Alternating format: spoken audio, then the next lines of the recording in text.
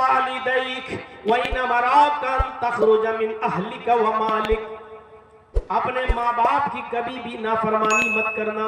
والدین میں دونوں چیزیں شامل ہیں، ماں بھی اور باپ بھی. وَلَا تَعُقَّنَّ وَالِدَيْكَ، اپنے ماں اور باپ دونوں کی کبھی بھی کسی بھی حال میں نافرمانی مت کرنا. آگے والا جملہ سنو، تھوڑا سا برا لگے گا، اور جو لوگ اپنے ماں باپ سے ناراض ہیں ان کو تو حقیقت میں برا لگے گا. ہو سکتا ہے کہ جلسے سے اٹھ کے بھاگنے لگے کہ مولوی میری ہمارے خلاف بول رہا ہے. وَلَا تَعُقَّنَّ وَالِدَيْكَ، اپنے ماں باپ کی کبھی نافرمانی مت کرنا. وَإِنْ أَمَرَاكَ أَنْ تَخْرُجَ مِنْ أَهْلِكَ وَمَالِكَ، اگرچہ وہ دونوں یعنی ماں اور باپ تمہیں حکم دیں اس بات کا کہ تم میرے گھر سے اہل و عیال سے نکل جاؤ، مال و دولت چھوڑو، یہی رکھ دو جو تم نے کمایا، بھاگو یہاں سے، بھاگو یہاں سے. ان تخرج من اہلک و مالک، اگر وہ تمہیں تمہارے مال سے بے دخل کر دیں اور تمہارے اہل و عیال یعنی بیوی بچوں سے بھی بے دخل کر دیں تو تمہیں اپنے بیوی بچوں کو چھوڑنا پڑے گا اور اپنا کمایا ہوا مال بھی چھوڑنا پڑے گا، اس لیے کہ تو بھی اور تیرا کمایا ہوا مال بھی تیرا نہیں ہے، ابھی تیرے باپ کا ہے. اگر باپ نے تجھے پیدا نہیں کیا ہوتا تو تو کہاں سے کماتا؟ تو اللہ کے نبی صلی اللہ علیہ وسلم نے فرمایا انک ومالک لابیک، تو بھی اور تیرا مال بھی تیرے باپ کے لیے ہے. اگر وہ کہیں جا بیوی بچے چھوڑ بھاگ یہاں سے، میں تجھے نکال رہا ہوں اپنے گھر سے، تو بیوی بچوں کو چھوڑ کے بھاگ جاؤ، نکل جاؤ. وہ کہے کہ سارا مال جو تم نے کمایا چھوڑو یہاں پر، رکھ دو یہاں، اور پھر تمہیں نکال دے تو تمہیں اپنا مال بھی چھوڑنا پڑے گا. اپنا مال کیا چھوڑو گے اپنے باپ کو؟ باپ کی تو وراثت میں تو پھل پھول رہے ہو، باپ کے مرنے کا انتظار کر رہے ہو کب مرے اور یہ حصہ ہمیں ملے. میرے بھائیوں، وہ اپنا مال باپ کے لیے کیا چھوڑ کر بھاگے گا؟ یہاں ماں باپ کا مقام و مرتبہ بتایا جا رہا ہے کہ کتنا اونچا ہے، کہ کبھی بھی کسی بھی حال میں ان کی نافرمانی نہیں کرنا ہے. حضرت ابراہیم علیہ السلام اپنے بیٹے اسماعیل سے ملنے گئے بہت دنوں کے بعد. وہ ملک شام میں تھے، جب ان سے ملنے کے لیے گئے دروازے کو کھٹکھٹایا. اسماعیل علیہ السلام کی بیوی نے دروازہ کھولا. اسماعیل کی بیوی نہیں جانتی تھی کہ یہ میرے شوہر کے باپ ہیں، یعنی میرے سسر ہیں، معلوم نہیں تھا ان کو. اور ابراہیم علیہ السلام یہ جانتے تھے جب یہ عورت نے دروازہ کھولا تو یہ میرے بیٹے کی بیوی ہی ہوگی. پوچھا بیٹی مجھے اسماعیل سے ملنا ہے. بہو نے جواب دیا بزرگوار سے کہ اسماعیل تو گھر پہ ہے نہیں، وہ تو جنگل کی طرف گئے ہوئے، گھر میں کھانے پینے کو کچھ نہیں تھا اس لیے شکار کرنے کے لیے گئے. کوئی جانور جو حلال ہوگا اس کا شکار کر کے لائیں گے تب کھانا بنے گا، وہ گھر پہ نہیں ہے. ابراہیم علیہ السلام نے باتی باتوں میں پوچھ لیا بیٹی گھر کا گزر بسر تمہارا کیسا چلتا ہے؟ کیا حال ہے تمہارے گھر کا؟ کہنے لگی بہت برا، انتہائی غریبی میں میری زندگی گزر رہی ہے. صبح اگر کھانے کو مل جاتا ہے تو شام کو بھوکی سوتی ہوں، اور شام کو اگر کھانے کو مل جائے تو دوسرے دن صبح بھوکا اٹھنا پڑتا ہے، اور پھر کھانے کو کچھ نہیں. بہت تنگی ہے، بہت پریشانیوں میں ہماری زندگی گزر رہی ہے.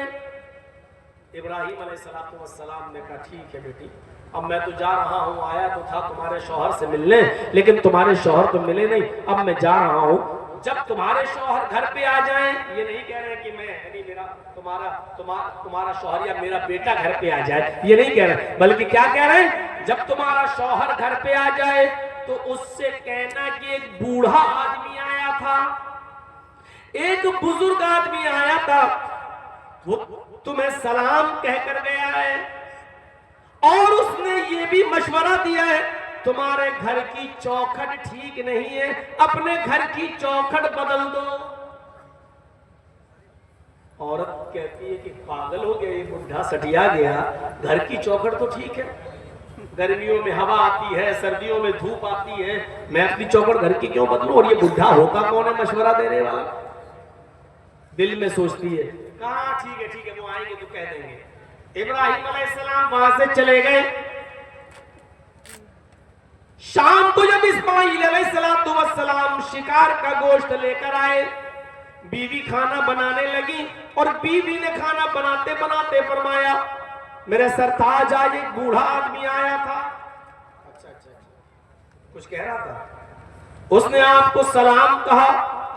سلام کا نام سنا اسماعیل سمجھ گئے، ایک دم صحیح سے بیٹھ گئے، اچھا بوڑھا آدمی آیا تھا مجھے سلام بولا کہ ہاں وہ آپ کو سلام بول کر گئے۔ وعلیکہ وعلیہ السلام وعلیکہ وعلیہ السلام، ان پر بھی سلامتی ہو تم پر بھی سلامتی ہو۔ اور کچھ کہا انہوں نے؟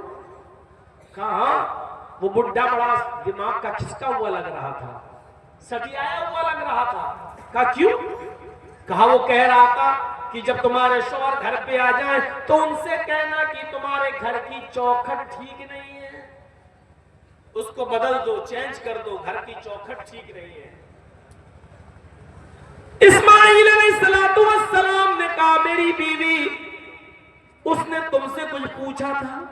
کہا اس نے پوچھا تھا گھر میں گزر بسر کیسی چل رہی، جو حقیقت تھی میں نے بتا دیا، میں نے کہہ دیا کہ اچھی نہیں چل رہی ہے، صبح کھا لو تو شام کو بھوکا سونا پڑتا ہے، اور شام کو کھا لو تو صبح بھوکا اٹھنا پڑتا ہے، پھر کچھ ملتا ہی نہیں، بڑی تنگی میں، بہت ہی پریشانی میں ہماری زندگی گزر رہی ہے۔ فرمایا میری بیوی وہ بزرگ بڈھا میرا باپ تھا، تم اس کی بہو، اس نے مجھے سلام کہا ہے، میں نے جواب دے دیا ہے، اس نے کہا گھر کی چوکھٹ بدل دو، تو اس چوکھٹ کو بدلنے کی بات نہیں کہی تھی، اس نے چوکھٹ کو بدلنے کا مطلب یہ تھا کہ تم اللہ کی نافرمان بندی ہو، ناشکری بندی ہو، تم نے کہا گھر کی گزر بسر اچھی نہیں چل رہی ہے، تمہیں تو کہنا چاہیے تھا کہ الحمدللہ اللہ کا شکر ہے، اس نے جس حال میں بھی رکھا ہے ہماری زندگی بڑی اچھی گزر رہی ہے، اللہ نے جس حال میں رکھا ہے میں خوش ہوں، تمہیں یہ کہنا تھا، لیکن تم نے کہا بڑی تنگی میں گزر رہی ہے، تم نے اللہ کی ناشکری کی ہے، اس لیے میرے باپ نے مجھے حکم دیا ہے اپنے گھر کی چوکھٹ بدل دو۔ اس کا مطلب یہ ہے کہ میرے باپ یہ کہہ کر گئے ہیں کہ اپنی بیوی بدل دو، ایسی ناشکری اور نافرمان بیوی کو تم اپنی بیوی نہ رکھو، اس کو طلاق دے دو۔ او میری بیوی میں سب کچھ مان سکتا ہوں لیکن اپنے باپ کی نافرمانی نہیں کر سکتا، جا میں تجھے طلاق دے رہا ہوں۔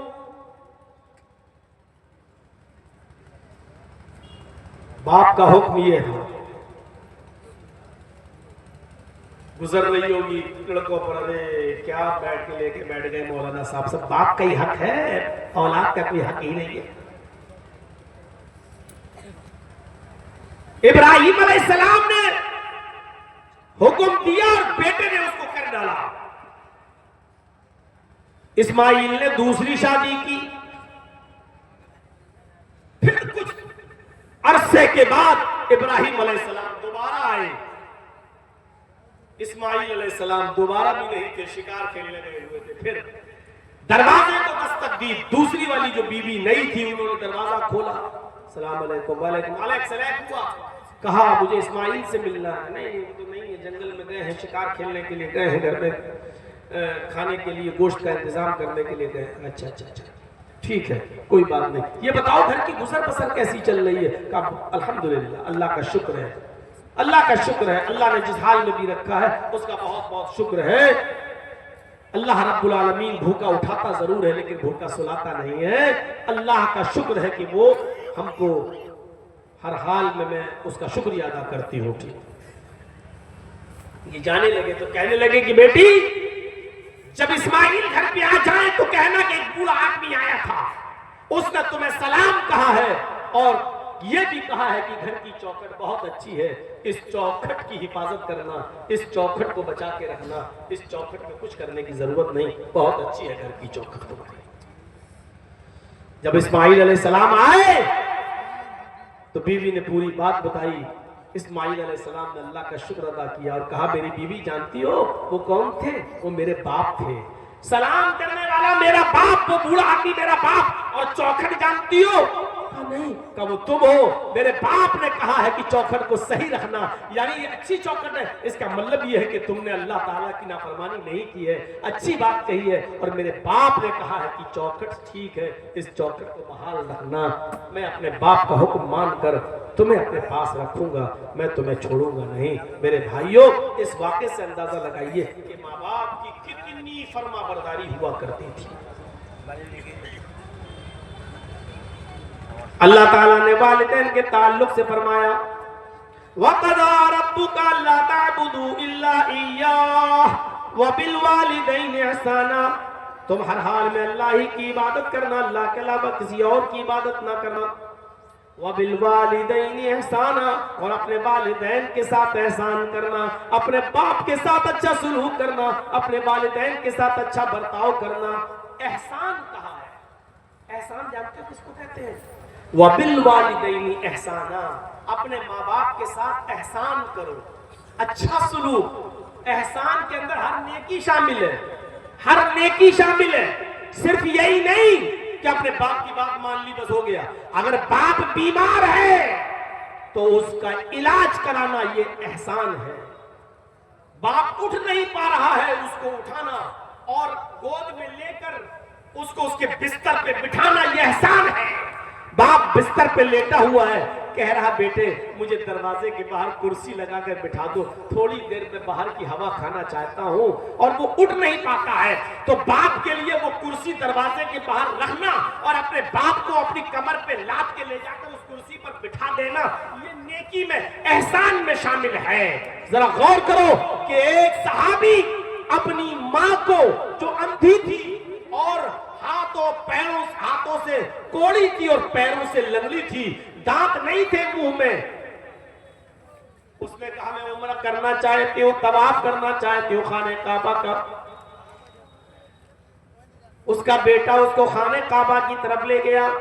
اب لنگڑی تھی تو بیچاری چل نہیں سکتی تھی، اندھی تھی دیکھ نہیں سکتی تھی، اس لیے بیٹے نے اس کو اپنے کاندھوں پر لاد لیا، اپنے کاندھوں پر سوار کر لیا، اپنی گود میں اس کو اٹھا لیا اور پیٹھ پر سوار کر لیا، اور اس کے بعد بیٹا اپنی ماں کو طواف کرانے لگا۔ پانچواں یا چھٹا چکر تھا کہ ان کی مٹبھیڑ حضرت عمر فاروق رضی اللہ تعالیٰ عنہ سے ہو گئی۔ حضرت عمر فاروق سے علیہ ہوئی، السلام علیکم، وعلیکم السلام۔ یہ صحابی حضرت عمر سے کہنے لگے امیر المومنین یہ میری ماں ہے۔ حضرت عمر نے کہا کہ تمہیں بہت اچھی ماں ملی ہے۔ کہا امیر المومنین میں اس کا بیٹا ہوں، اپنی ماں کو خانہ کعبہ کا طواف کرا رہا ہوں، میری ماں اندھی ہے، میری ماں نابینا ہے، اور میری ماں کو پیروں سے لنگڑی ہے اس لیے چل نہیں پاتی، میں نے اپنی پیٹھ پر لاد کر اس کو طواف کرانا شروع کر دیا۔ حضرت عمر نے کہا اللہ تمہیں اس کا بہتر جزائے خیر دے، بہترین بدلہ دے۔ اس شخص نے کہا امیر المومنین میں اپنی ماں کو اپنے ہاتھ سے کھلاتا ہوں، اپنے ہاتھ سے کھانا بنا کر تیار کرتا ہوں، اپنے ماں کے کپڑے میں اپنے ہاتھ سے دھلتا ہوں، اپنے ماں کی گندگی کو لیٹرین و پیشاب و پائخانے کو بھی میں صاف کرتا ہوں۔ میری ماں نے طواف کرنے کی خواہش کی تو میں اس کو لایا اور میں اپنی پیٹھ پر لاد کر اپنی ماں کو طواف کرا رہا ہوں۔ کیا میں نے اپنی ماں کا حق ادا کر دیا؟ جو قرآن و حدیث میں ماں کا حق بتایا گیا ہے، کیا میں نے اپنی ماں کا حق ادا کر دیا؟ حضرت عمر فاروق نے ہنستے ہوئے فرمایا تم حق کی بات کہتے ہو کہ تم نے اپنی ماں کا حق ادا کر دیا؟ ارے سنو، جب تمہاری ماں تمہیں پیدا کر رہی تھی، جب تمہیں جن رہی تھی، جب تم اس کے پیٹ سے باہر آ رہے تھے، جب تمہاری ماں تمہیں پیدا کر رہی تھی اور درد کی وجہ سے جب وہ کراہ رہی تھی، درد کی وجہ سے جب وہ رو رہی تھی اور اس کی آواز آہ کر کے نکل رہی تھی، جب تم اپنے ماں کے بدن سے باہر آ رہے تھے اور وہ درد سے کراہ رہی تھی، چیخ رہی تھی، وہ چلا رہی تھی، اس کے منہ سے جو آہ نکلی تھی پہلی آہ، پہلی چیخ جو اس کے منہ سے نکلی، ابھی تو نے اس پہلی آہ کا بھی حق ادا نہیں کیا. تو اپنی ماں کی پوری زندگی کا حق ادا کیا کرے گا؟ تو نے تو ابھی اپنی ماں کی پہلی آہ کا بھی حق ادا نہیں کیا. پیشاب پائخانہ صاف کرنے والا لڑکا، اپنے ہاتھ سے کھانا بنا کر ماں کو کھلانے والا لڑکا، اپنی پیٹھ پر لاد کر خانے کعبہ کا طواف کرانے والا بیٹا، اور اس حال میں حضرت عمر کہہ رہے ہیں کہ جب وہ تجھے پیدا کر رہی تھی اور درد کی وجہ سے چیخ رہی تھی، ابھی تو نے اس کی پہلی آہ کا بھی حق ادا نہیں کیا. نوجوانوں ذرا سوچو، ماں اور باپ کا درجہ کتنا بڑا ہے، اس کا مقام کتنا بڑا ہے. ہم اسلام میں پورے کے پورے داخل ہیں. کیا ہم اپنے ماں باپ کی ایسی خدمت کرتے ہیں؟ کیا ہم ماں باپ کی ایسی خدمت، ایسی سیوا، ایسی خدمت کر رہے ہیں؟ ایسی ایسی اولاد، تاریخ کے اوراق پڑھیے تو ایسی ایسی اولاد گزرے گی کہ باپ بھی جیل میں اور بیٹا بھی جیل میں. باپ کی عمر 90 سال اور بیٹے کی عمر 50 سال. باپ بھی جیل میں اور بیٹا بھی جیل میں، لیکن دونوں پکے نمازی. بیٹے نے دیکھا کہ میرا باپ جیل کے اندر ہے اور 90 سال کی عمر ہے اور نماز ایک بھی وقت کی نہیں چھوڑتا ہے، اور میں بھی نہیں چھوڑتا ہوں، اور جیل میں ٹھنڈا پانی ملتا ہے، سردیوں کی سخت رات ہے، سردیوں کی اس ٹھنڈی رات میں ٹھنڈے پانی سے وضو بناتے وقت میرے باپ کو بار بار الرجی ہو جاتی ہے، نزلہ ہوتا ہے، زکام ہونے لگتا ہے، اس کو فیور آ جاتا ہے. تو کیا کرنا چاہیے؟ اس کا 50 سال کا بیٹا رات میں عشاء کی نماز کے بعد اپنے باپ کو بستر پر سلا دیتا تھا کہ تم سو جاؤ، فجر میں اٹھنا ہے. باپ اسی جیل کے اندر سونے لگتا اور بیٹا تانبے کے لوٹے میں پانی بھرتا، بیٹا تانبے کے لوٹے میں پانی بھرتا اور اس پانی کو، اس لوٹے کو اپنے پیٹ سے لگا لیتا، اور صبح فجر کی اذان تک، فجر کی نماز تک اس لوٹے کو اپنے پیٹ سے لگائے رکھتا کہ پیٹ کی گرمی سے پانی میں کچھ گرمی آ جائے، اس پیٹ کی گرمی سے پانی میں کچھ حرارت آ جائے. اور جیسے ہی فجر کا وقت ہوتا بیٹا فوراً اپنے باپ کو وہ پانی دیتا، جو قدرے گرم ہو جاتا، تھوڑا بہت اس کی ٹھنڈک مٹ جاتی اور تھوڑی گرمی آ جاتی. کہتا بابو جلدی سے وضو بنائیے، پانی ٹھنڈا ہو جائے گا. اور اس کا باپ جلدی سے وضو بناتا. میرے پیارے ساتھیوں، یہ واقعہ کئی چیزوں کی طرف اشارہ کر رہا ہے. پہلا اشارہ تو یہ کرتا ہے کہ 90 سال کے باوجود باپ فجر تک کی نماز قضا نہیں کر رہا ہے. جیل کی سلاخوں میں ہونے کے باوجود باپ نماز کا عادی ہے، اور بیٹا پوری رات لوٹے کو اپنے پیٹ سے لگا کر پانی کو گرم کر رہا ہے کہ پیٹ کی گرمی سے پانی کچھ گرم ہو جائے. یہ باپ کی خدمت کا ایک انوکھا واقعہ ہے. میرے بھائیوں ذرا اندازہ لگاؤ کہ ایسی اولادیں آج کہاں ملیں گی، ایسی بچے آج کہاں ہیں جو اپنے ماں باپ کی ایسی خدمت کرنے والے ہوں، جو اپنے ماں باپ کی ایسی سیوا کرنے والے ہوں. فرمایا وَلَا تَعُقَّنَّ وَالِدَيْكَ وَإِنَّمَا رَاكَ أَن تَخْرُجَ مِنْ أَهْلِكَ وَمَالِكَ. اپنے ماں باپ کی کبھی بھی نافرمانی مت کرنا، اگرچہ وہ تم دونوں کو، اگرچہ وہ دونوں تمہیں تمہارے بیوی بچوں سے دور ہونے کا حکم دے دیں اور مال و دولت کو چھوڑ دینے کا آرڈر دے دیں، اس کے باوجود تم اپنے ماں اور باپ کا دل مت دکھانا اور ان کی خدمت کرتے رہنا، ان کی نافرمانی کبھی مت کرنا. دو چیزیں ہو گئی. تیسری چیز پر آئیے نوجوانوں. تیسری چیز، پہلی چیز شرک مت کرنا، چاہے جلا دیے جاؤ یا قتل کر دیے جاؤ، پہلی چیز. دوسری چیز اپنے ماں باپ کی کبھی نافرمانی مت کرنا.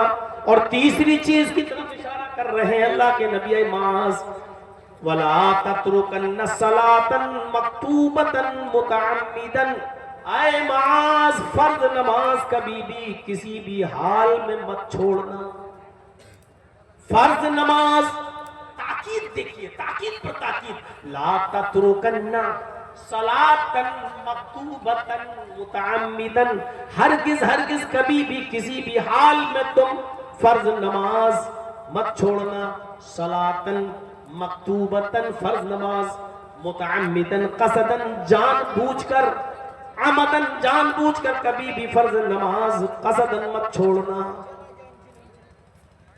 ہاسپٹل جانا ہے، باپ بیمار ہے، جلدی سے لے کے جا رہے ہیں، اذان ہو رہی ہے، جلدی سے وضو بنائیے.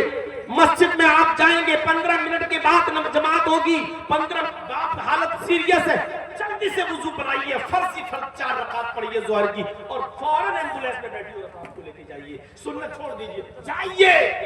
یہ ہے فرض نماز جو کبھی بھی کسی بھی حال میں تمہیں نہیں چھوڑنا ہے. باپ بیمار، بیٹا بیمار، لیکن آپ مسجد میں جائیں گے دیر لگے گی، پھر 15 منٹ جماعت کا انتظار کریں گے دیر لگے گی. اس حال میں بیٹا سیریس ہو سکتا ہے، آپ کو جلدی لے کے جانا ہے، زیادہ بری کنڈیشن ہے، فوراً گھر میں 4 رکعت ہلکی سی نماز پڑھ لیجئے. اِنَّا أَعْطَيْنَاكَ الْكَوْثَرَ فَصَلِّ لِرَبِّكَ وَانْحَرْ إِنَّ شَانِئَكَ هُوَ الْأَبْتَرُ. دوسری رکعت میں قُلْ هُوَ اللَّهُ أَحَدُ اللَّهُ الصَّمَدُ لَمْ يَلِدْ. 4 رکعت پڑھیے اور فوراً اپنی اولاد کو، اپنے بیٹے باپ ماں کوئی بھی بیمار ہو اس کو لے کے جائیے. ایسے موقع پر سنت چھوڑ دیجئے. یہ ہے فرض نماز کو کسی بھی حال میں نہ چھوڑنے کا مطلب ہے. لا تترکن صلاۃ مکتوبۃ متعمدا قصدا عمدا، جان بوجھ کر فرض نماز مت چھوڑنا. ہاسپٹل میں ایڈمٹ ہے یا بیٹا ہاسپٹل میں ایڈمٹ ہے، اب ایسی مجبوری میں آپ کو کیا کرنا ہے؟ 4 ظہر پڑھ لیجئے، اسی کے ساتھ 4 عصر پڑھ لیجئے. پتہ نہیں عصر میں مجھے کہاں جانا پڑے، بیٹے کا چیک اپ کرانا پڑے، یہ کرانا پڑے، تو آپ ظہر کے ساتھ عصر ملا لیجئے، یا ظہر کو تھوڑا لیٹ کر دیجئے اور عصر کو تھوڑا پہلے کر لیجئے، اور دونوں نمازیں ایک ساتھ پڑھ لیجئے. مغرب اور عشاء بھی آپ ایسے ہی کر سکتے ہیں کہ مغرب کے ساتھ عشاء پڑھ لیجئے. آپ پڑھنا ہے لیکن جو کسی بھی کنڈیشن میں چھوڑی نہیں جا سکتی ہے. فرمایا لا تترکن صلاۃ مکتوبۃ متعمدا، فرض نماز کو نماز کبھی بھی کسی بھی حال میں تمہیں ترک نہیں کرنا ہے، چھوڑنا نہیں ہے، قصداً جان بوجھ کر. اگر چھوڑ دو گے تو کیا ہوگا؟ فَإِنَّ مَن تَرَكَ صَلَاةً مَكْتُوبَةً مُتَعَمِّدًا فَقَدْ بَرِئَتْ مِنْهُ ذِمَّةُ اللَّهِ. جو شخص فرض نماز کو قصداً عمداً جان بوجھ کر چھوڑ دیتا ہے، ٹائم ہے لیکن نہیں پڑھ رہا ہے، اذان ہو رہی ہے، رک جاؤ، انڈیا پاکستان کا میچ آ رہا، آخری اوور رہ گیا ہے، آخری اوور دیکھ لیں تب جائیں گے. وہ اوور دیکھا تب تک مسجد میں گیا، جماعت ہو چکی ہے. اس کو کہتے عمدن اور جان بوجھ کر چھوڑنا. عمدن اور قصدن جان بوجھ کر چھوڑنا اس کو کہتے ہیں. آپ دکان پر بیٹھے ہیں، اذان کی آواز ہو رہی ہے، آپ بیٹے کو فون کر رہے، بیٹے جلدی آؤ، تم بیٹھو دکان پہ، میں نماز پڑھنے جاؤں گا.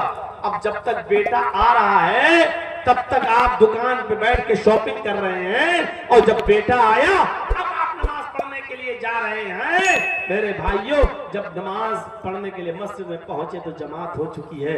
جبکہ اصول یہ تھا کہ دکان بند کرتے، بیٹے سے بھی کہتے کہ چلو نماز پڑھنے، آپ بھی پڑھتا بیٹا بھی پڑھتا. میرے بھائیوں، دونوں کو نماز پڑھنا تھا. یہ مسجد بن رہی ہے اس لیے نماز کا ٹاپک اسی پر چسپا کر لیجئے گا، کیونکہ مسجد بنتی ہی اس لیے ہے کہ اس میں عبادت ہو، نماز پڑھی جائے.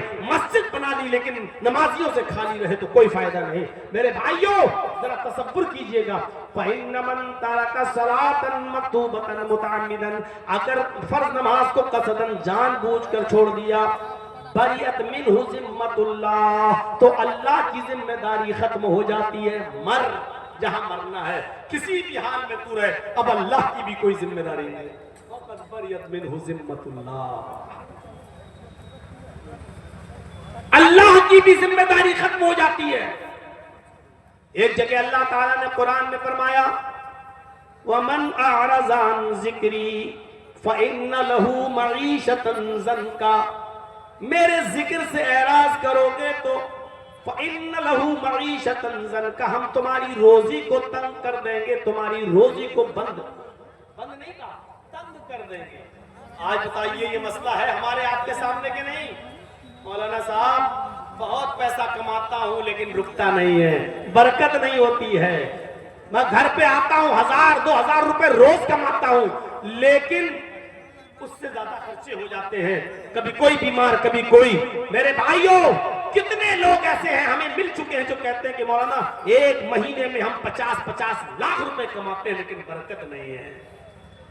غور کرے، وہ ایسا تو نہیں کہ وہ نمازیں ترک کرتے ہیں، کیونکہ ذکر سے مراد یہاں نماز ہے، اور اللہ نے کہا من اعرض عن ذکری، جس نے میرے ذکر سے اعراض کیا فَإِنَّ لَهُ مَعِيشَةً ضَنْكَ، ہم اس کی روزی کو تنگ کر دیں گے، ہم اس کی روزی کو ٹائٹ کر دیں گے. وہ کمائے گا لیکن بچے گا نہیں، وہ کمائے گا لیکن اس سے زیادہ اس کے اپنے گھر کے بچے اور بیوی کی بیماری میں خرچ کر دے گا. وہ کمائے گا 2000، خرچہ ہوگا اس کے گھر کا 5000، ہم اس کے خرچے کو بڑھا دیں گے، ہم اس کی روزی کو تنگ کر دیں گے. یہ اللہ نے کہا ہے. نماز چھوڑنے والوں، تمہیں کسی مولوی سے تعبیر گنڈا گھر کی برکتوں کے لیے کوئی دعا پوچھنے کی ضرورت نہیں ہے. تمہارے لیے سب سے بڑی دعا اور سب سے بڑا تعویذ یہ ہے کہ تم نماز پڑھنا شروع کر دو. نماز پڑھنا شروع کر دو گے، گھر میں خیر و برکت کے دروازے کھل جائیں گے. نماز نہیں پڑھو گے، اللہ نے یہ نہیں کہا روزی بند کر دیں. فَإِنَّ لَهُ مَعِيشَةً، کیا کہا؟ فَإِنَّ لَهُ مَعِيشَةً ضَنْكَ، جو میرے ذکر سے اعراض کرے گا. اور سنو، اعراض کرنا کس کو کہتے ہیں؟ ایک مثال یہ بھی سمجھا دوں آپ کو تاکہ دماغ میں بیٹھ جائے. نماز چھوڑنے کی بات نہیں کہی جا رہی ہے. نماز چھوڑنے والا مسلمان ہے یا نہیں یہ الگ ٹاپک ہے. ابھی میں اگر اس پر بول دوں تو بڑا ہنگامہ بھی ہو سکتا ہے، اس لیے میں فتنے کو ہوا نہیں دینا چاہتا ہوں. میرے بھائیوں، صرف اتنا نماز چھوڑنے والا یا صرف جمعے کی جمعے نماز پڑھ کے پورے ہفتے نماز چھوڑنے والا، اس کو مسلمان کہا جا سکتا ہے یا نہیں کہا جا سکتا، وہ ایک الگ مسئلہ ہے. اس کی طرف ہم ابھی جانا ہی نہیں چاہ رہے ہیں. ہم ایک نیا فتنہ کھڑا نہیں کرنا چاہ رہے ہیں آپ کے درمیان. لیکن اتنا بتا دوں آپ کو، یہاں نماز چھوڑنے والے کو نہیں کہا جا رہا ہے. من اعرض عن ذکری کہا جا رہا جو نماز سے اعراض کرے گا، یعنی پڑھے گا تو لیکن ٹائم پہ ٹائم. اعراض کرنا کس کو کہتے ہیں؟ بچہ رو رہا ہے اور بھوکا ہے اور ماں ٹی وی دیکھ کے سیریل دیکھ رہی ہے. اب ٹی وی تو کہاں بہت زیادہ، اب تو وہ ہے موبائل میں ڈرامہ دیکھ رہی ہے، سیریل دیکھ رہی ہے ماں اس کی. بچہ رو رہا ہے، ماں جانتی ہے کہ بچہ بھوکا ہے، ماں جانتی ہے کہ بچہ دودھ مانگ رہا ہے، رو رہا ہے، لیکن ماں کہہ رہی رک جا بھی اس کو دودھ پانے پلاتی ہوں، پہلے یہ ڈرامہ دیکھ لوں، آخری شاٹ رہ گیا ہے ایپیسوڈ یہ دیکھ لوں میں، اور 10 منٹ اسی میں لگا دیتی ہے. تو کیا کہا جاتا ہے؟ ماں اپنے بچے سے اعراض کر رہی ہے. اب جب 10 منٹ پورا ہو گیا، ڈرامہ ختم ہو گیا، ناٹک ختم ہو گیا، اب ماں گئی بچے کو اٹھایا اور اس نے اپنے پستان سے لگایا، دودھ پلایا. ماں نے دودھ تو پلایا ہے لیکن پھر بھی بچے سے روگردانی کی ہے. اس کو جب بچے کو دودھ پلانا تھا تب نہیں پلایا. اس نے ناٹک جب تک پورا نہیں دیکھ لیا تب تک اس نے بچے کو دودھ نہیں پلایا. تو کیا کہا جائے گا؟ ماں نے اعراض کیا بچے سے، ماں نے روگردانی کی بچے سے، ماں نے بچے سے منہ پھیرا، یعنی ناٹک میں اتنی منہمک ہو گئی کہ بچے کو بھول گئی، حالانکہ دودھ پلایا.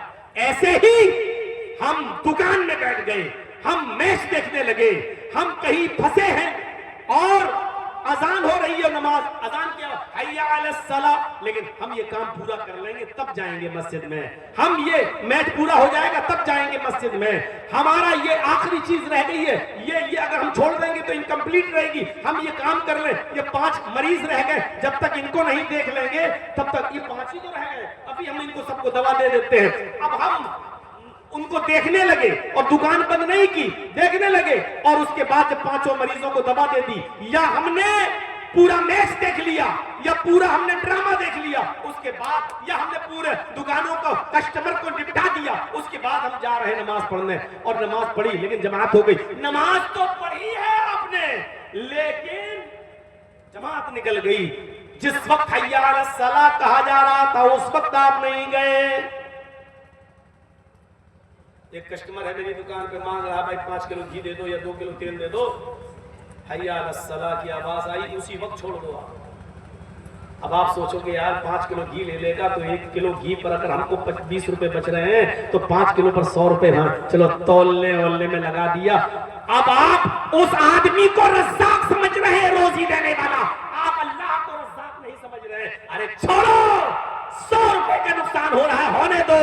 اگر یہاں اللہ کی خاطر نماز پڑھنے کے لیے چلا جاؤں گا تو اللہ 100 کی جگہ 1000 کا بھی انتظام کر دے گا. وَمَن يَتَّقِ اللَّهَ يَجْعَلْ لَهُ مَخْرَجًا, جو اللہ سے ڈرے گا اللہ اس کے لیے نکلنے کا راستہ بنا دے گا.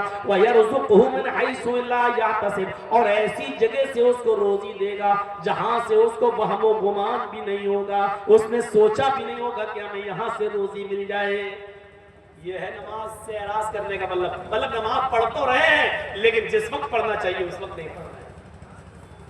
5 مریضوں کو نپٹانے کے بعد پڑھیں گے صاحب, 5 کسٹمر کو نپٹانے کے بعد پڑھیں گے, 2 اوور رہ گئے یہ پورا ہو جائے تب جائیں گے. یہ کھیل ہم کھیل رہے ہیں, PUBG کھیل رہے ہیں, فلاں کھیل رہے ہیں, جب تک یہ پورا نہیں ہو جائے گا تب تک نہیں. اب آپ نماز سے اعراض کر رہے ہیں. اللہ نے اعراض کرنے والوں سے کہا, چھوڑنے والوں سے نہیں. چھوڑنے والوں کا انجام کیا ہوگا وہ تو اللہ ہی بہتر جانے. ہم بتا ہی نہیں سکتے کہ نماز چھوڑنے والوں کی سزا کیا ہوگی جہنم کے اندر. ہم اعراض کرنے والے ان کے بارے میں بتلا رہے ہیں جو پڑھتے ہیں لیکن ٹائم پہ ٹائم ٹال مٹول کر ان کے بارے میں بتا رہے ہیں. وَمَنْ أَعْرَضَ عَنْ ذِكْرِهِ فَإِنَّ لَهُ مَعِيشَةً ضَنْكًا, جو میرے ذکر سے نماز سے اعراض کرے گا ہم اس کی روزی کو تنگ کر دیں گے. یہ 5 وقت کی نماز پڑھنے والوں کا حال ہے جو نماز تو پڑھتے ہیں لیکن ٹائم بے ٹائم, ان کی روزی کو ہم تنگ کر دیں گے. تو بے نمازیوں کی روزی کا کیا حال ہوگا؟ اب آپ کہو مولانا صاحب کافر تو اتنے ہیں ہندوستان میں کہ جن کی گنتی نہیں ہے. اب آپ بتاؤ ان کو تو خوب مل رہی ہے روزی روٹی. امبانی کو دیکھو کتنا امیر ہے.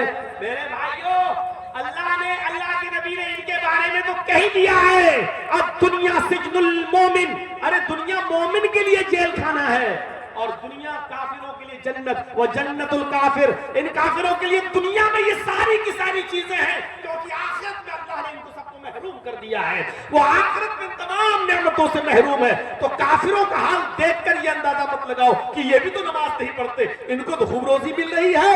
ارے ان کو اس لیے مل رہی ہے کیونکہ ان کو آخرت میں کچھ نہیں ملے گا, ان کو جنت میں ان کا کوئی حصہ نہیں ہے. تو میرے بھائیوں ان کی مثالیں مت دیا کیجئے. جو بات بھی میں کہہ رہا ہوں قرآن اور حدیث کے دائرے میں کہہ رہا ہوں, کافروں کی مثال مت دیجئے, اپنی مثال دیجئے. نماز چھوڑنے والوں کے بارے میں ہم نہیں کہہ رہے, ان کے بارے میں اللہ جانے اور وہ جانے. میرے بھائیوں ہم ان کے بارے میں کہہ رہے ہیں جو نماز تو پڑھتے ہیں لیکن اذان ہوتے ہی نہیں جاتے ہیں بلکہ اپنا کام نپٹانے کے بعد مسجد میں جا رہے ہیں نماز پڑھنے کے لیے. اذان اس لیے تھوڑی ہے کہ اپنا کام نپٹا لو. اذان کا مطلب حی علی الصلاۃ, آؤ نماز کی طرف, حی علی الصلاۃ, آؤ اللہ کی عبادت کی طرف, حی علی الفلاح, آؤ کامیابی کی طرف, آؤ کامیابی کی طرف, آؤ فلاح و بہبودگی کی طرف. اگر تمہیں اللہ کی عبادت کرنا ہے تو کامیابی ملے گی. کامیابی اور فلاح و بہبودگی اللہ کی عبادت اور نماز سے جڑی ہوئی چیز ہے. نماز پڑھو گے تو کامیاب رہو گے, نماز چھوڑو گے تو ناکام رہو گے. اس لیے کوئی بھی ملا, مولوی, کچھ ملا اگر یہ کہتا کہ میرے پاس چلے جاؤ ہم تمہارے گھر میں خیر و برکت کی اور تمہارے دکان میں خیر و برکت کا تعویذ دیتے ہیں, دعا دے دیتے ہیں, وہ جھوٹا ہے, وہ مکار ہے, وہ فریبی ہے, وہ آپ کو دھوکہ دے رہا ہے. میرے بھائیوں اگر دعاؤں سے روزی روٹی کی برکتیں ہونے لگے تو محمد رسول اللہ کبھی اپنے پیٹ پہ پتھر نہیں باندھتے, کبھی 2 مہینہ نبی کے گھر میں چولہا بن نہیں ہوتا. حضرت عائشہ فرماتی ہے کہ 2 مہینے ہمارے گھر میں چولہا نہیں جلتا تھا. کیا اللہ کے رسول کو دعائیں معلوم نہیں تھی؟ یہ کٹب اللہ تمہیں تعویذ دے رہا ہے 50 روپے کا اور 51 روپے کا لے جاؤ تو تمہارے گھر میں خیر و برکت ہوگی. ارے تو اپنے گھر میں خیر و برکت کر لینا. کچھ لوگ راستے میں طوطے لے کے بیٹھے رہتے, بھوشیہ بتاتا ہے وہ طوطا پرچی نکال کے, اور خود طوطے والے کو معلوم نہیں کہ میرا بھوشیہ کیا ہے. تو بتا تو کب تک اس طوطے سے پرچے نکلواتا رہے گا اور لوگوں سے 5 روپے اور 10 روپے بھوشیہ بتانے کا لیتا رہے گا. ارے تیرے گھر میں بلڈنگ کب بنے گی اور تیرے گھر میں 5 منزلہ عمارت کب تیار ہوگی وہ طوطے والا بھی نہیں جانتا ہے. یہ حال آج کٹ ملاؤں کا ہے. ایک صاحب گئے, لڑکا تھا نوجوان, کہنے لگا مولانا صاحب دل کی بات ہے. ارے ہم دل کا ہی تو معاملہ حل کرتے ہیں. کہ کیا بات؟ کہاں ایک لڑکی سے پیار ہو چکا ہے, لڑکی تیار نہیں ہوتی ہے, ایک طرفہ محبت ہے, شادی میری لڑکی بھی تیار ہے لیکن لڑکی کا باپ تیار نہیں. ارے کیا بات کرتے ہو, یہ تعویذ میں دے رہا ہوں لے لو, گلے میں ڈال کر سیدھے لڑکی کے باپ کے سامنے آ جانا. لڑکی کا باپ اپنی بیٹی کو لے کے خود تیرے گھر پہ آئے، لیکن تمہیں بیٹی کا نام لڑکی کا اور لڑکی کے باپ کا نام بتانا پڑے گا، کیونکہ تعویذ میں لکھا جاتا ہے۔ اب لڑکا پھنس گیا بیچارہ، اب بڑی مشکل سے بتایا کہ ہاں اس کا نام ہے مریم، ٹھیک ہے، اس کے باپ کا نام، باپ کا نام مت پوچھو تو اچھا ہے، ایسا بتاؤ، تو اس نے کہا کہ وہ آپ ہی کی بیٹی ہے، آپ اپنا نام ڈال دیجیے۔ کمینے سور اٹھایا جوتا، تو میری بیٹی سے بھائی جب دین کا کام تھا، جائز کام تھا، تو تعویذ کیوں نہیں دے رہا؟ اور جب اپنا نام سنا کہ میری بیٹی سے یہ پیار کر رہا تو جوتا اور چپل اٹھا رہا ہے، اس کا مطلب جو چیز تو اپنے لیے پسند نہیں کر رہا ہے، پھر دوسروں کی بہن بیٹی کے لیے کیسے تو تعویذ دے رہا ہے؟ کہاں کی شریعت ہے یہ؟ کہاں کا معاملہ ہے؟ ایسے پاکھنڈیوں سے ہوشیار رہنا۔ گھر کی خیر و برکت چاہتے ہو تو 5 وقت کی نماز پڑھو گے، اور نماز پڑھو گے تو اس میں اپنے آپ یہ دعا مانگو گے، جب ایک سجدہ کر کے اٹھو گے نا، سبحان ربی الاعلیٰ، سبحان ربی الاعلیٰ، سبحان ربی الاعلیٰ، اللہ اکبر۔ اب آپ بیٹھے ہو، دوسرا سجدہ کرو گے، دوسرے سجدے سے پہلے بیٹھ کر کیا دعا پڑھنی پڑتی ہے؟ 2 مرتبہ پڑھیے، رب اغفر لی، رب اغفر لی۔ بہت آسان ہے۔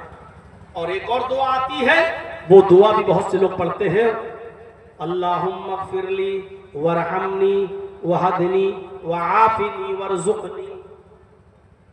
کیا دعا ہے؟ اللہم اغفر لی، اللہ میری مغفرت فرما، ورحمنی میرے اوپر رحم فرما، وہدنی مجھے ہدایت دے، وہدنی مجھے ہدایت دے، وعافنی اور مجھے صحت و عافیت نواز، ورزقنی اور مجھے رزق حلال عطا فرما۔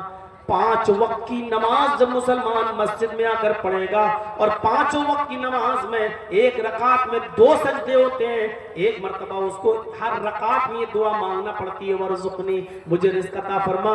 اگر اس نے ظہر کی 10 رکعت پڑھی تو 10 مرتبہ کہا ورزقنی، اگر اس نے عصر کی 4 سنت 4 فرض پڑھی تو 8 مرتبہ کہا ورزقنی، اس نے مغرب کی 5 رکعت پڑھی تو 5 مرتبہ کہا اس نے ورزقنی، عشاء کی کم سے کم اس نے 7 رکعتیں پڑھی، 4 فرض 2 سنت 1 وتر، تو 7 مرتبہ اس نے کہا ورزقنی۔ میرے بھائیو غور کرو کہ ایک دن میں کتنی مرتبہ وہ اللہ سے کہہ رہا ہے کہ اللہ مجھے رزق عطا فرما، اللہ مجھے برکت والا رزق دے، اے اللہ میری روزی روٹی میں اضافہ دے، یعنی اللہ میرے کاروبار میں برکت عطا فرما۔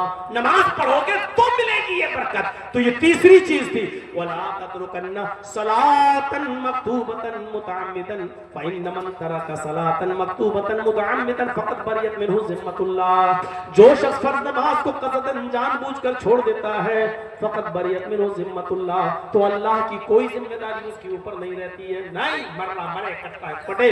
تو یہ 3 چیزیں میری آپ کے سامنے۔ اب ہر مسلمان غور کرے کہ وہ شرک سے کتنا بچتا ہے، ماں باپ کا کتنا بڑا فرما بردار ہے، اور نمازوں کا کتنا بڑا پابند ہے۔ کیا اسلام کے اندر وہ پورے کے پورے داخل ہے یا نہیں ہے؟ آئیے ذرا لگے ہاتھ چوتھی چیز کی طرف بھی اشارہ کر دیتا ہوں، اور چوتھی چیز بھی بڑی حساس چیز ہے، ہمارے معاشرے میں ناسور کی طرح پھیلی ہوئی ہے۔ اللہ کے نبی صلی اللہ علیہ وسلم فرماتے ہیں، اے معاذ چوتھی چیز پر غور کرو، وَلَا تَشْرَبَنَّ خَمْرًا فَإِنَّهُ رَأْسُ كُلِّ فَاحِشَةٍ۔ اے معاذ کبھی بھی کسی بھی حال میں شراب مت پینا، اس لیے کہ وہ ہر برائی کی جڑ ہے۔ ہمارا نوجوان طبقہ غور کرے کہ وہ کتنی شراب پی رہا کہ نہیں پی رہا ہے۔ اور میرے بھائیوں معاف کرنا بہت ہی معذرت کے ساتھ، ہم شراب صرف پینے والی چیز ہی تو نہیں سمجھتے ہیں، شراب صرف پینے والی چیز ہی نہیں ہوتی ہے، ہم ہر نشے والی چیز کو اس میں شامل سمجھتے ہیں۔ اس میں بیڑی ہو، سگریٹ ہو، پان ہو، گٹکا ہو، تمباکو ہو، کھینی ہو، ہر اس چیز کو میں اسی چیز میں شامل مانتا ہوں۔ اس لیے اللہ کے نبی صلی اللہ علیہ وسلم نے تمام چیزوں کے استعمال کو حرام قرار دیا ہے۔ اکلو مکرو یہ دوسرے لوگوں میں ہوگا، ہمارے ہاں مکرو کوئی چیز ہی نہیں ہے۔ میرے بھائیو اسلام میں 2 ہی چیزیں ہیں، تو حلال ہے یا حرام۔ اگر کوئی چیز مکروہ ہے تو اس کا مطلب یہ کہ دل چاہے تو چھوڑ دو، دل چاہے تو پی لو، تو میرے بھائیو اس کا مطلب تو یہ ہوا کہ وہ حلال کے زمرے میں، حلال کے زمرے میں۔ تو اس لیے یہ کہنا غلط ہے کہ یہ مکروہ ہے، مکروہ نہیں ہے۔ شراب کو ہاتھ مت لگانا، فَإِنَّهُ رَأْسُ كُلِّ فَاحِشَةٍ، یہ ہر برائی کی جڑ ہے۔ شراب صرف برائی نہیں ہے، بلکہ ایک شراب کے پینے کے بعد دوسرے گناہ کرنے کا بھی، یعنی شراب پینا خود ایک گناہ، لیکن شراب پینے کے بعد اور بھی گناہ ہونے لگتے ہیں۔ شراب پی کے تم گھر میں گھسے، ماں کری منع کیا تھا پھر پی کے آیا، اور تیری ماں کا، تیری اپنی ماں کو ہی ماں بہن کی گالی، اپنی بہن کو بھی گالی، باپ کو گالی، بھائی کو گالی، اور ایسی گندی گندی گالی جو تو نشے میں دیتا ہے جس کو کوئی مرد بھی سننا گوارا نہیں کرتا، تیرے گھر کی عورتوں کو سننا پڑتا۔ حضرت عثمان غنی رضی اللہ تعالیٰ عنہ سے روایت ہے کہ ایک پرانے زمانے کا واقعہ اللہ کے نبی صلی اللہ علیہ وسلم نے بیان کیا کہ ایک بڑا نیک آدمی تھا، بہت عبادت گزار آدمی تھا، سنن نسائی کی روایت ہے، بہت نیک اور پرہیزگار آدمی تھا اور ہر طریقے کے گناہ سے بچا ہوا تھا، لیکن کپڑے کا بزنس کرتا تھا، اپنے سر پر کپڑا لاد کر محلے محلے گاؤں گاؤں جا کر کپڑا بیچتا تھا۔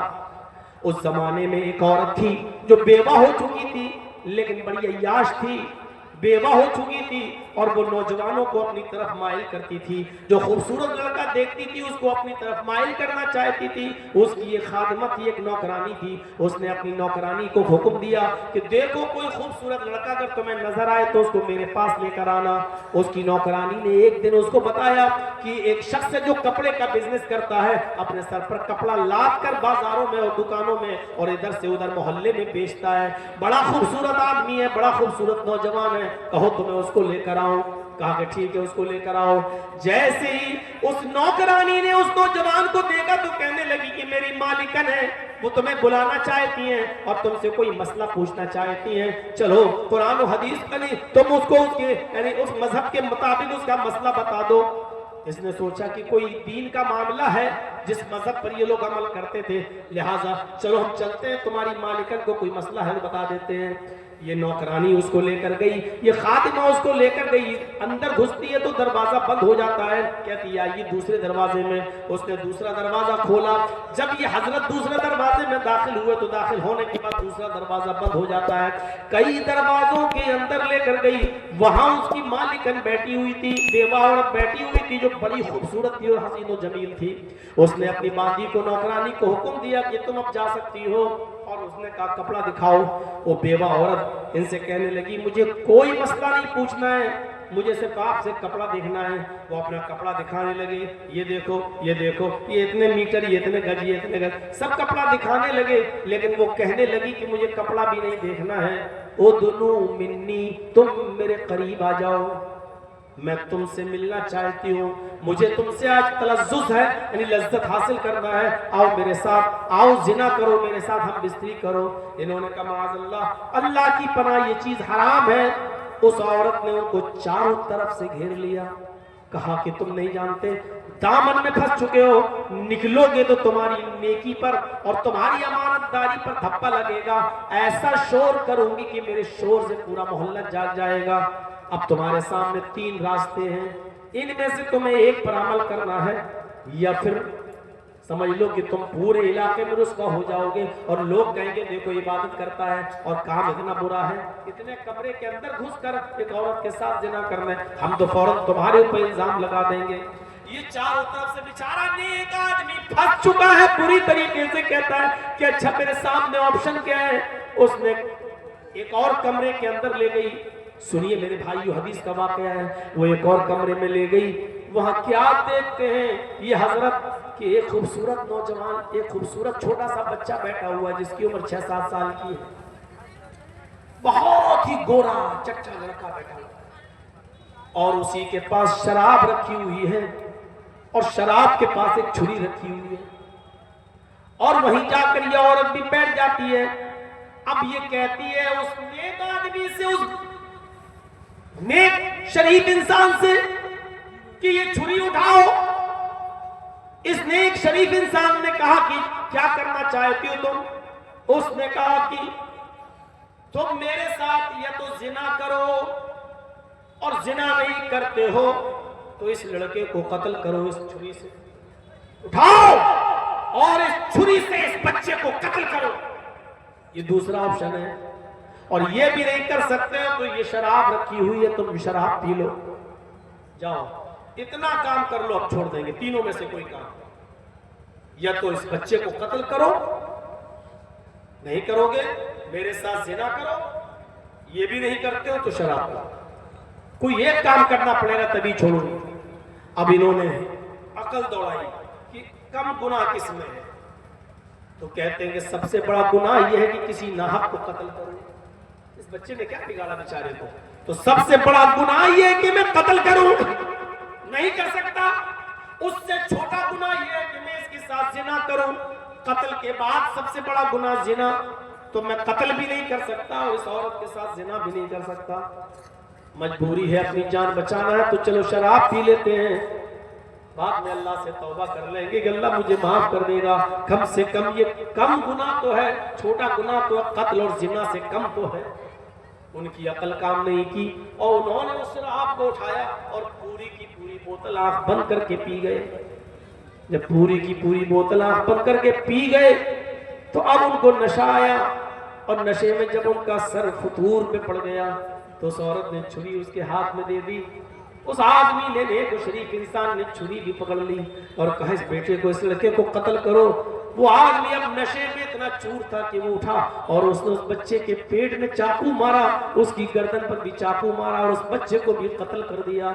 और उसके बाद उसने, औरत ने उनको पकड़ के अपने ऊपर सवार कर लिया और शराब के नशे में तो थे ही, कपड़े उस औरत ने खुद उतार दिए और उस आदमी ने शराब के नशे में उस औरत के साथ जिना भी कर लिया। मेरे प्यारे साथियों, उसके बाद में मेरे अंदाजा लगाइए कि अभी तो एक गुनाह करवाया जा रहा था, अब उसने 3 गुनाह कर लिए, यानी बच्चे को कत्ल भी कर दिया, औरत से जिना भी कर लिया और शराब भी पी ली। बहरहाल शराब, ये पूरे काम करने के बाद उनको निकाल दिया गया, घर से बाहर कर दिया गया और फिर आखिर वो पकड़े गए और उनको गिरफ्तार कर लिया गया और फिर उनके ऊपर उस कानून के मुताबिक मुकदमा चला। मैं कहना ये चाहता हूं कि एक गुनाह करवाया जा रहा था, लेकिन शराब पीने के बाद वो तीनों गुनाह कर बैठे, ये सोचकर कि ये सबसे कम गुनाह है, इन दोनों गुनाहों से कम गुनाह है। और जैसे उन्होंने शराब पी तो शराब के नशे में वो भूल गए कि नेकी क्या बुराई क्या है। उन्होंने कत्ल को भी मामूली समझा और उन्होंने जिना को भी मामूली समझा। अल्लाह के नबी फरमाते हैं, आए मौज ला तशरबन्न खमरन फइन्नहु राज़ु कुल्लि फाहिशा, ऐ मास कभी भी शराब मत पीना, इसलिए कि शराब तमाम बुराइयों की जड़ है। शराब पियोगे तो हर किस्म का गुनाह तुम करोगे। शराब पीने वाला जिना भी करेगा, शराब पीने वाला चोरी भी कर सकता है, शराब पीने वाला अपने माँ बाप को भी बुरा समझेगा, शराब पीने वाला अपनी बहन और बेटी तक को गाली दे देगा। मेरे भाइयों, शराब पीने के बाद इंसान की अकल काम नहीं करती। अल्लाह के नबी फरमाते हैं कि मेरी उम्मत पर एक जमाना ऐसा आ जाएगा जो जमाना बनी इसराइल पर आया था। ला यातियन्ना अला उम्मती मा ताला बनी इसराइल हज़बन नाली बिन नाल, जैसे दोनों जूते जो पैरों में पहने जाते हैं वो बराबर होते हैं, ऐसी मेरी उम्मत में और बनी इसराइल में कोई फर्क नहीं रहेगा, दोनों बराबर होंगे। यहां तक कि बनी इसराइल में यहां तक कि कौम बनी इसराइल में से कोई शख्स अपनी मां के साथ जिना किया होगा, अपनी मां के साथ उस दिन मुंह काला किया होगा सरेआम सबके सामने, तो मेरी उम्मत पर भी कयामत उस वक्त तक नहीं आएगी जब तक कि मुसलमानों में भी ऐसे लोग पैदा ना हो जाएं जो अपनी मां के साथ जिना करें, वो भी चौराहे पर, वो भी सरेआम सबके सामने।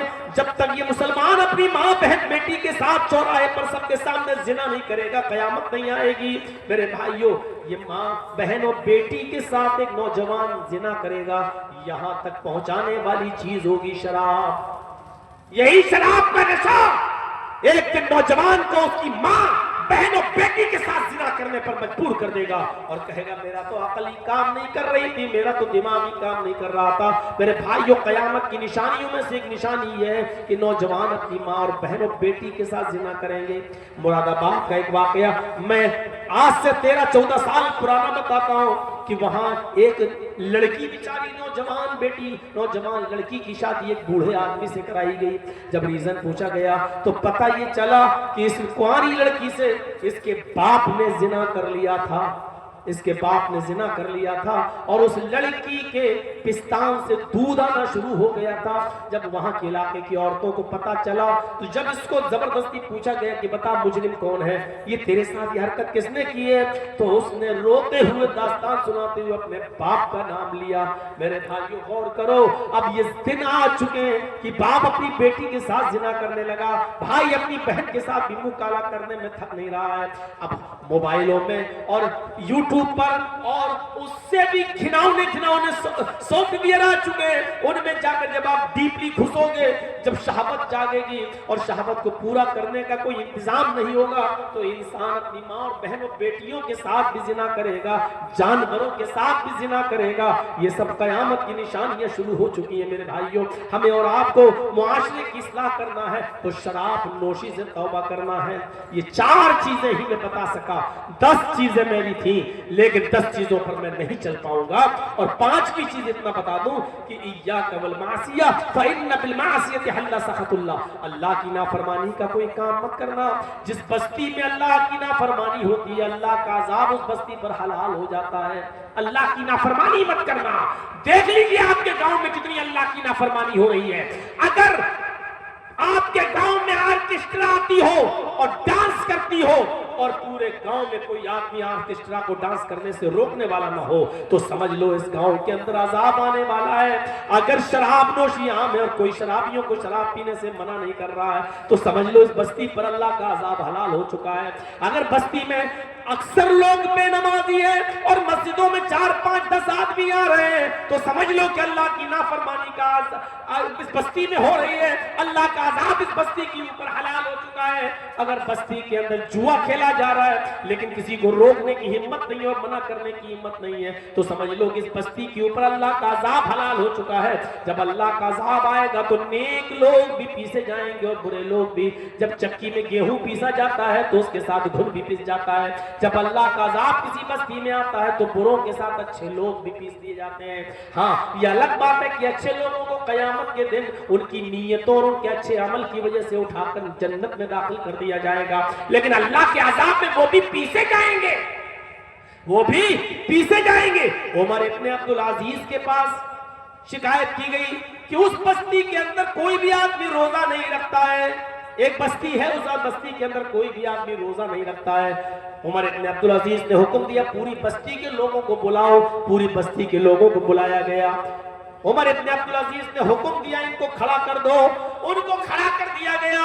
عمر ابن عبدالعزیز نے کہا کوڑا دے دو جلاد کو، کوڑا دے دیا گیا سپاہیوں کو اور کہا کہ اس کوڑے کو مارنا شروع کرو اور سب کو 50 کوڑے لگاؤ، درے لگاؤ، یہ بے نمازی لوگ ہیں۔ ایک پولیس والا آواز دیتا ہے کوڑا لگانے سے پہلے کہ امیر المومنین ان پوری کی پوری بستی میں ایک آدمی جو بیچ میں کھڑا وہ روزے دار ہے، وہ روزہ رکھتا ہے، میں جانتا ہوں کہ اس کا روزہ کبھی نہیں چھوٹتا، وہ روزے دار ہے۔ عمر ابن عبدالعزیز نے کہا اس کو نکال لو، اس کو ہٹاؤ، کہاں ہے وہ؟ اس کو نکالا گیا، ادھر آؤ بھائی تم تو روزے سے ہو؟ کہا جی۔ پورے رکھتے ہو؟ کہاں؟ عمر ابن عبدالعزیز نے کہا اس کو داہنے طرف کھڑا کرو اور اسی کو سب سے پہلے کوڑے دو۔ روزے دار ایک روزہ نہیں چھوڑتا ہے، لیکن عمر ابن عبدالعزیز کہہ رہے ہیں اس کو داہنی طرف کھڑا کرو، یہ بے روزداروں کو بعد میں مارنا، پہلے اس کو مارو اور 50 کوڑے اس سے شروع کرو، کیونکہ یہ اکیلے روزہ رکھتا ہے اور پوری بستی میں نافرمانی ہوتی رہی، لوگ روزہ چھوڑتے رہے، لیکن کسی کو یہ نہیں کہتا کہ اللہ کے عذاب سے ڈرو، تم بھی روزہ رکھو۔ یہ اللہ کے تبلیغ نہیں کرتا ہے، یہ قرآن و حدیث کی دعوت نہیں دیتا، یہ لوگوں کو برائیوں سے نہیں روکتا ہے۔ خود روزہ رکھ رہا ہے لیکن لوگوں کو نہیں رکھنے کا حکم دے رہا ہے، خود اچھے کام کر رہا ہے لیکن لوگوں کو اچھے کام کی طرف نہیں بلا رہا ہے۔ اسی سے شروع کرو، اسی سے شروع کرو۔ یہ آدمی ڈبل مجرم ہے۔ میرے بھائیوں سوچو تو صحیح، ہم کہاں ہیں اور کس بستی میں ہم مسجد کی تعمیر کر رہے ہیں، اور اس مسجد کا میرے بھائیوں بننے کے بعد ہم دعا کریں گے کہ اللہ اس کو آباد بھی فرمائے اور اس نمازیوں کی تعداد بھی بڑھائے۔ میری تقریر ختم ہو چکی ہے، چینل والوں سے گزارش ہے کہ وہ اپنے اپنے چینل اب ہٹائیں۔ اللہ سے دعا کرتا ہوں کہ بار الہ تو ہماری دعاؤں کو قبول فرما لے، مسجد کو پائے تکبیر تک پہنچا اور اس مسجد کو بننے کے بعد نمازیوں کا بھی انتظام فرما۔ اللہ ہم سب کو نمازی بنا دے، ہم سب کو شرک سے